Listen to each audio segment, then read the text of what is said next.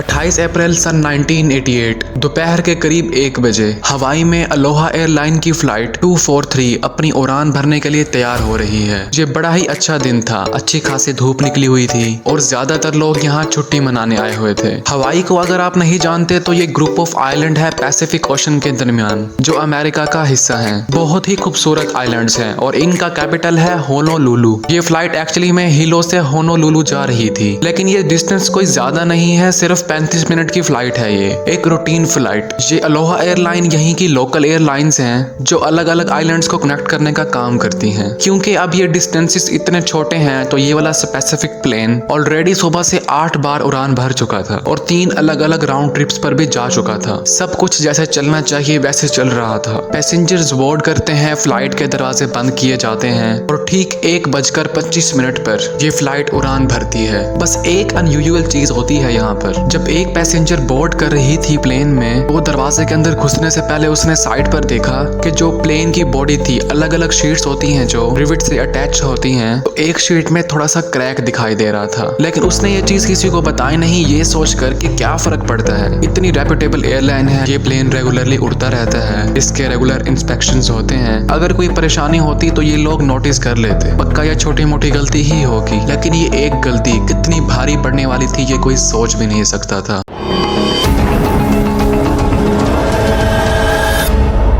Plane के उड़ान भरने के सिर्फ 10-15 मिनट के बाद ही एयर होस्टेस ट्रॉली लेकर आती हैं और पैसेंजर्स को ड्रिंक सर्व करती हैं। सीट बेल्ट साइन अभी तक हटा नहीं था, क्योंकि आमतौर पर यह तभी हटता है जब प्लेन क्रूजिंग ऑल्टीट्यूड पर पहुंच जाता है और इस प्लेन के लिए क्रूजिंग ऑल्टीट्यूड 24,000 फीट था। फ्लाइट में 3 एयर होस्टेसेस हैं जो पैसेंजर्स को ड्रिंक सर्व कर रही हैं और उड़ान भरने के ठीक 20 मिनट के बाद ये फ्लाइट 24,000 फीट के क्रूजिंग ऑल्टीट्यूड पर पहुंचती है। तो जैसे ही ये इस हाइट पर पहुंचती है तो एक बड़ा सा धमाका होता है। सभी पैसेंजर्स को धमाके की बड़ी तेज आवाज सुनाई देती है और तभी अचानक से रैपिड डीकम्प्रेशन हो जाता है। सांस लेने में प्रॉब्लम होने लगती है और चारों तरफ सामान इधर उधर उड़ने लगता है। टोटल केओस और जबरदस्त कंफ्यूजन। आखिर हो क्या रहा है? कुछ पैसेंजर्स अपने आसपास देखते हैं तो क्या देखते हैं कि प्लेन की छत और आसपास की दीवारें गायब हैं। ऊपर उन्हें खुला आसमान दिख रहा है। हुआ क्या है दोस्तों, ये प्लेन के शुरुआती हिस्से का तकरीबन 35 स्क्वायर मीटर का हिस्सा फटकर अलग हो चुका है। अब आमतौर पर होता क्या है दोस्तों कि एयरप्लेन्स के अंदर केबिन्स में हवा को हमेशा प्रेशराइज करके रखा जाता है ताकि हम नॉर्मली सांस ले पाएं। नहीं तो 24,000 फीट की ऊंचाई पर जो एटमॉस्फेरिक प्रेशर होता है वो बहुत कम हो जाता है,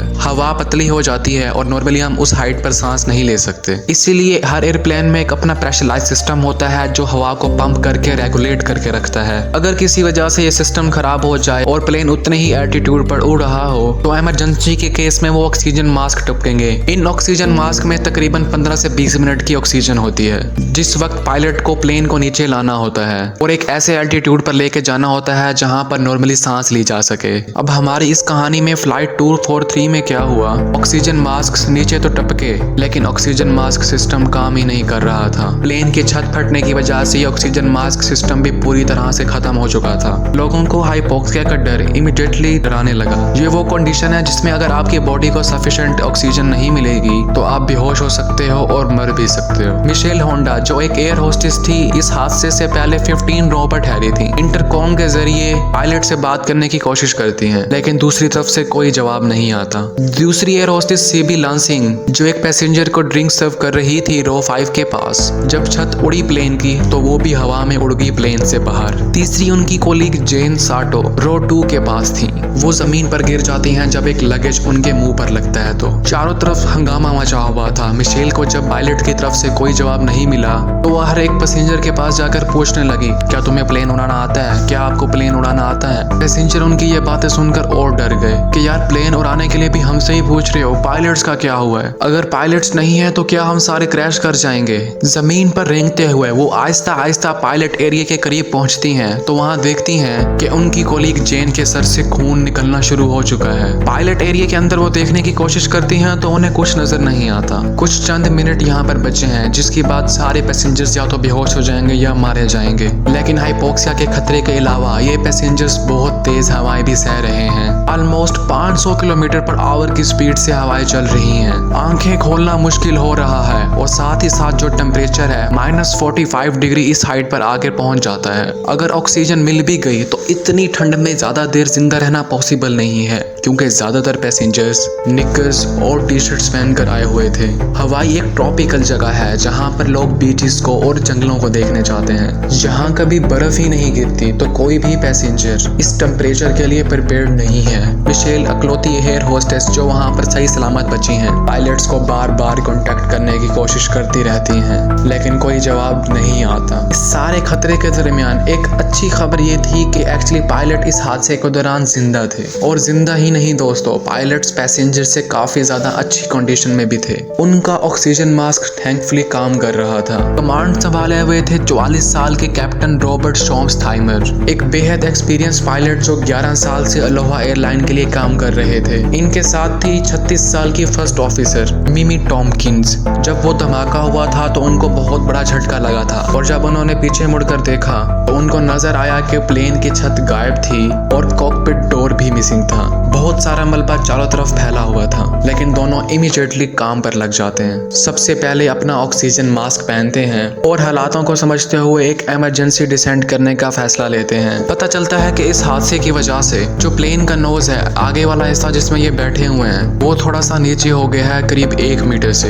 जो प्लेन का नीचे वाला हिस्सा है, सिर्फ इसी की मदद से ही कॉकपिट और केबिन एक साथ जुड़े हुए हैं। अगर ज्यादा देर तक ये उड़ते रहे तो झुकते झुकते ये दोनों हिस्से टूटकर एक दूसरे से अलग भी हो सकते हैं। मिमी टॉम्किंस होनोलुलु को कांटेक्ट करती हैं और इन्हें इन्फॉर्म करती हैं कि यहाँ पर क्या हुआ है। उन्हें कहा जाता है कि ये प्लेन को होनोलुलु उतारने की छोड़ो, माउई में उतार लो, वो ज्यादा पास है। 1:48 वो माउई टावर को कांटेक्ट करके सिचुएशन बताती हैं। इस वक्त तकरीबन 3 मिनट हुए थे जब से प्लेन की छत फटी थी, लेकिन थैंकफुली प्लेन 14,000 फीट की ऊंचाई पर आ चुका था। इस हाइट पर ज्यादातर पैसेंजर्स के लिए सांस लेना इतना ज्यादा मुश्किल नहीं था, और अब क्योंकि ये सिर्फ 3 मिनट में हुआ था तो ज्यादातर लोग हाइपोक्सिया के खतरे से बच गए और इसका रिस्क कम से कम हो गया। मिमी टॉम्किंस माउ एयरपोर्ट को कांटेक्ट कर कहती हैं कि सारी इमरजेंसी सर्विसेज अपनी तैयार रखो, कुछ भी हो सकता है। ढेर सारे फायर फाइटर्स और रेस्क्यू व्हीकल्स रनवे पर आकर तैयार ठहरते हैं। हर कोई इस प्लेन के लैंड करने का इंतजार कर रहा है। तकरीबन 1 मिनट के बाद प्लेन 10,000 फीट की ऊंचाई पर आ गया था, और इसके बाद प्लेन टर्न करता है और एयरपोर्ट की तरफ मोड़ लेता है। ये वो पॉइंट था जब पैसेंजर्स की जान में जान आती है। उन्हें फाइनली रियलाइज होता है कि हमारे प्लेन में एक पायलट है जो ना सिर्फ जिंदा है, वो प्लेन को ठीक ठाक उड़ा भी पा रहा है। जैसे जैसे प्लेन रनवे की तरफ आने लगता है तो मिमी टॉम्किंस लैंडिंग गियर को नीचे लाती हैं। 3 सेट ऑफ व्हील होने चाहिए, 2 पीछे की तरफ, 1 आगे की तरफ। पीछे वाले को मेन गियर कहा जाता है और इंडिकेटर दिखा रहा था कि मेन गियर तो सक्सेसफुली रिलीज हो चुका है, लेकिन जो नोज गियर है वो नीचे नहीं आ पा रहा। पायलट सोचने के बाद ये डिसाइड करते हैं कि इसी तरीके से ही लैंडिंग की जाएगी। जैसे ही रनवे नजर आने लगता है, पैसेंजर्स लैंडिंग के लिए तैयार होते हैं। कुछ लोग दुआएं करने लग गए थे और कुछ लोग अपने आसपास बैठे लोगों से मिल रहे थे। शायद ये आखिरी बार हो कि वो एक दूसरे को देख पाएं। ज्यादातर पैसेंजर्स अभी भी बुरे तरीके से डरे हुए थे और उसके पीछे वजह भी जायज थी।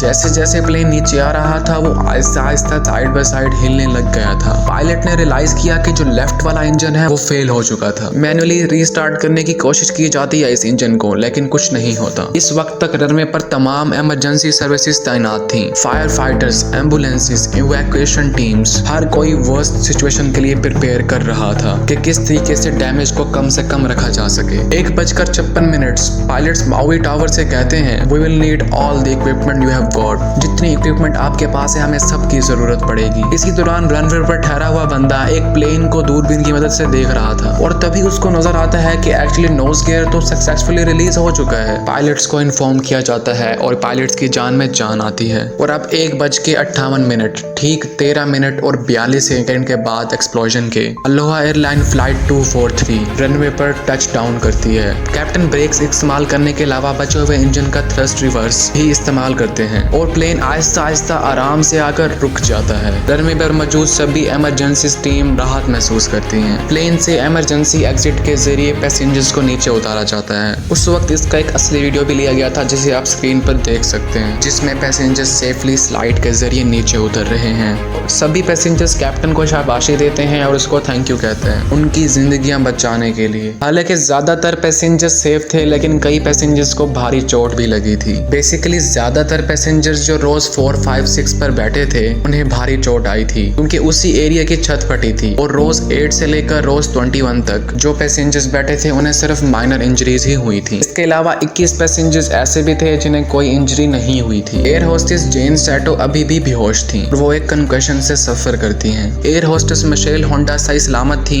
और लैंडिंग के बाद वो पैसेंजर काउंट करती हैं चेक करने के लिए कि कितने पैसेंजर्स मिसिंग हैं। और इससे पता लगता है कि बड़ी ही मिरेकुलस बात है कि हर कोई सही सलामत है, जिंदा बच गया है सिवाय एक के। 58 साल की एयर होस्टेस सीबी लैंसिंग इकलौती मौत इस पूरे हादसे में। बाद में सर्च टीम ने भी ढूंढने की काफी कोशिश की, लेकिन इनकी बॉडी अफसोस कभी नहीं मिल पाई और ये हमेशा के लिए समंदर की गहराइयों में गायब हो गई। लेकिन बाकी बचे हुए 94 लोग अपनी किस्मत का शुक्रिया अदा कर रहे थे कि वो जिंदा बच गए। क्या यह सिर्फ लक की बात थी कि वो यहाँ जिंदा बच पाए? नहीं, यहाँ एक टेक्निकल इक्विपमेंट को एक बहुत बड़ा क्रेडिट जाता है। मैं बात कर रहा हूँ सीट बेल्ट्स की, सबसे बड़ी वजह जिसकी वजह से इतने सारे लोग जिंदा बच पाए। जैसा कि मैंने शुरू में बताया था, क्योंकि ये फ्लाइट क्रूजिंग ऑल्टीट्यूड पर नहीं पहुंची थी तो सीट बेल्ट साइन अभी भी ऑन था और लोगों ने अपनी सीट बेल्ट लगा रखी थी। अगर रोज 6, 7, 8 में बैठे हुए लोगों ने अपनी सीट बेल्ट ना लगाई होती तो वो भी हवा में उड़कर प्लेन से सीधा बाहर जाते। उम्मीद है मेरी ये वीडियो भी आपको बहुत पसंद आई होगी। वीडियो पसंद आई हो तो चैनल को सब्सक्राइब कर देना।